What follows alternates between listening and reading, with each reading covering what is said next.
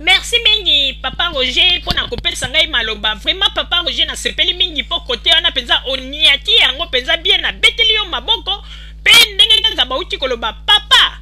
Yo moto zali na mwasi na ndako. Keba na likambo ya koyiba na pembeni. Saint Valentin oyo sepelisa mwasi na yo. Yo moto mesana konyokola mwasi na yo mingi mingi kolakisa ngai bambanda membala oyo sepelisa mwasi na yo ndeko. Bokeba maladi ese ekomi mingi. Awa na poto nazali koyebisa bino ngai mama Rosalie na kokosa bino te.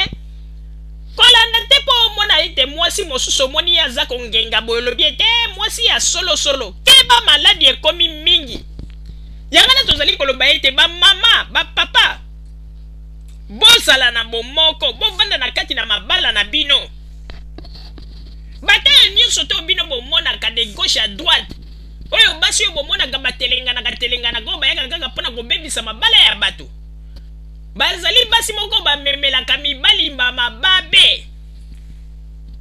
Ndeko mwasi, soki ozwi nano mobali te na vi na yo, kanga motema, vanda kimia. Ndenge Nzambe apesaki ndeko mwasi wana oyo lulaka mobali na ye mobali, ndenge pe Nzambe wana koki kopesa o un jour mobali ovandi pe na libala na yo. Tika koanvie libala ya moninga.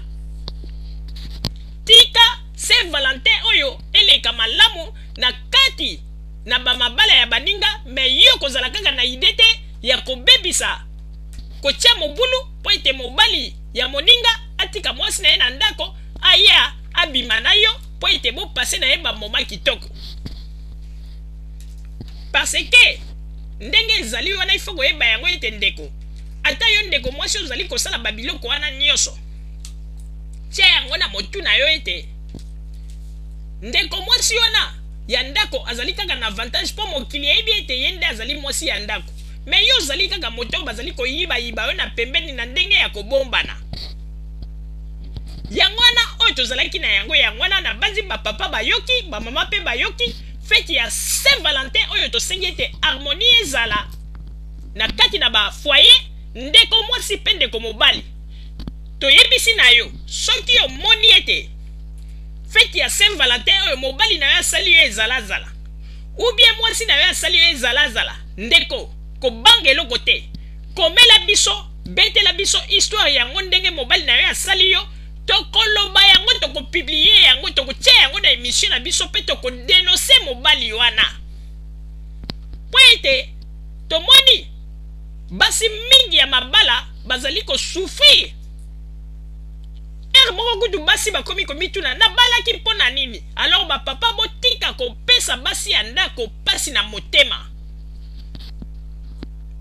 Yango ite oyo tozalaki na yango na bozala kaka bisika bozali nde na nsima ya bangonga tokotalisa bino masolo nini oyo tobombeli bino. Merci.